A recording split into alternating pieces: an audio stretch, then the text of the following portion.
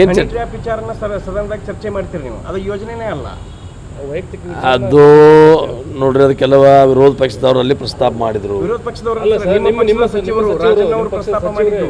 ಅವ್ರು ಇವ್ರು ಕೇಳಿದಕ್ಕಾಗಿ ಅದನ್ನ ಪ್ರಸ್ತಾಪ ಮಾಡಿದ ಬಳಿಕ ಅದಕ್ಕೆ ಉತ್ತರ ಕೊಡ್ಬೇಕಲ್ಲ. ಅವ್ರ ಹೆಸರು ತೊಗೊಂಡ್ರು, ರಾಜಣ್ಣ ಅವ್ರ ಹೆಸರು ಯಾರು ತೊಗೊಂಡ್ರು? ಬಸನಗೌಡ ಪಾಟೀಲ್ ತೊಗೊಂಡು. ಅದು ತೊಗೊಂಡ್ ಬಳಿಕ ಅದನ್ನ ಸುಮ್ಮನೆ ಕೂತಿದ್ರೆ ಅದು ಪ್ರೂಫ್ ಅಂತ ಮಾಡ್ತಿದ್ರು. ಅದಕ್ಕೊಂದು ಏನಾದರೂ ಸರಿಯಾದ ಉತ್ತರ ಕೊಡಬೇಕಾಯ್ತಂದ್ರೆ ಅವರು ಉತ್ತರವನ್ನು ಕೊಟ್ಟಿದ್ದಾರೆ ಹೊರತು ಅದನ್ನೇನು ಅಲ್ಲಿ ಸದನದಾಗ ಚರ್ಚೆ ಮಾಡುವಂಥದ್ದು ವಿಷಯ ಅದೇನು ಅಜೆಂಡಾದಾಗಿತ್ತ, ಅದೇನು ನಮ್ಮ ಅಜೆಂಡಾದಾಗಿತ್ತ. ಅದನ್ನು ಸ್ಪೀಕರ್ ಏನು ಚರ್ಚೆಗೆ ಅವಕಾಶ ಕೊಟ್ರ. ಅವನು ಬಜೆಟ್ ಮೇಲೆ ಮತ್ತು ಮಾತಾಡ್ತಾ ಈ ವಿಷಯನ ಪ್ರಸ್ತಾಪ ಮಾಡ್ರಿ. ಅವ್ರು ರಾಜಣ್ಣ ಅವ್ರ ಹೆಸರು ತೊಗೊಂಡಾಗ ಅವ್ರು ಅದಕ್ಕೆ ನನ್ನ ಹೆಸರು ಸದನದಾಗ ತೊಗೊಂಡ ಬಳಿಕ ನಾನು ಅದಕ್ಕೆ ಉತ್ತರ ಕೊಡದೆ ಹೋಗಿದ್ರೆ ನಾನು ತಪ್ಪಸ್ತಳಿ ಸಿದ್ಧ ಆಗತೈತಿ. ಅದಕ್ಕಾಗಿ ಅದನ್ನು ಮಾತಾಡಿದ್ರೆ ಅದಕ್ಕೇನು ಭಾಳ ನೀವು ಚರ್ಚೆಗೆ ಕೊಡಬೇಡ್ರಿ. ಡೆವಲಪ್ಮೆಂಟ್ ಸಲುವಾಗಿ ನೋಡೋಣ.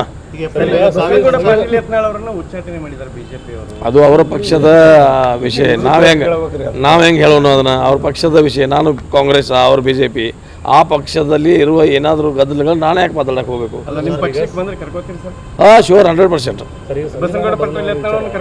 ಕರ್ಕೋತೀವಿ. ಯಾಕೆ ನಮ್ಮ ಪಕ್ಷಕ್ಕೆ ಏನಾಗೈತೆ ಅದು? ಅವ್ರು ಬಿಟ್ಟು ಬರ್ತಿರ್ತಂದ್ರೆ ನಮ್ಗೆ ಬರ್ಲಾಕ ಅವ್ರು ರೆಡಿ ಆಗಿದ್ರೆ ನಮ್ಮ ಹೈಕಮಾಂಡ್ದವ್ರು ಕೂಡ ಚರ್ಚೆ ಮಾಡ್ತೀನಿ. ನಾನು ಚರ್ಚೆ ಮಾಡಿ ಬರ್ತಾ ಇದ್ರೆ ತೊಗೋತೀವಿ.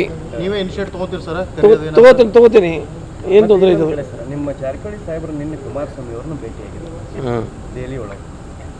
ಡೆವಲಪ್ಮೆಂಟ್ ಸಲುವಾಗಿ, ಅಭಿವೃದ್ಧಿ ಸಲುವಾಗಿ ಅವರು ಕೇಂದ್ರೀಯ ಮಂತ್ರಿಗಳಿದ್ದಾರೆ, ಭೇಟಿ ಮಾಡೋದು. ಈಗ ನಾನು ಹೋಗಿ ನರೇಂದ್ರ ಮೋದಿ ಅವ್ರನ್ನ ಭೇಟಿ ಆದ್ರೆ, ರಾಜೀವ್ ಕಾಗಿ ಅವರು ಕಾಂಗ್ರೆಸ್ದ MLA, ಕರ್ನಾಟಕ ಇದು ವಾಯವ್ಯ ಕರ್ನಾಟಕ ರಾಜ್ಯ ಸಾರಿಗೆ ಅಧ್ಯಕ್ಷರು ನರೇಂದ್ರ ಮೋದಿ ಅವ್ರು ಭೇಟಿ. ಅದಕ್ಕೆ ಬೇರೆ ಸ್ವರೂಪ ಯಾಕೆ ಕೊಡ್ತೀರಣ್ಣ? ಬೇಕಾಗಿಲ್ಲ. ಏನೋ ಅಭಿವೃದ್ಧಿ ಸಲುವಾಗಿ ಭೇಟಿಯಾಗಿರಬೇಕು. ರಾಜ್ಯದ ಹಿತದೃಷ್ಟಿಯಿಂದ, ಅದು ಅಭಿವೃದ್ಧಿ ದೃಷ್ಟಿಯಿಂದ ಭೇಟಿಯಾಗಿರ್ತಾರೆ. ಅದಕ್ಕೆ ಬೇರೆ ವಿಷಯ ಚರ್ಚೆ ಕೊಡೋದು ಅವಶ್ಯಕತೆ ಇಲ್ಲ. Thank you. ಅವರೇ ಹೇಳಿದಾರಲ್ರಿ. ಅವ್ರೇನು ಹೇಳಿದಾರು?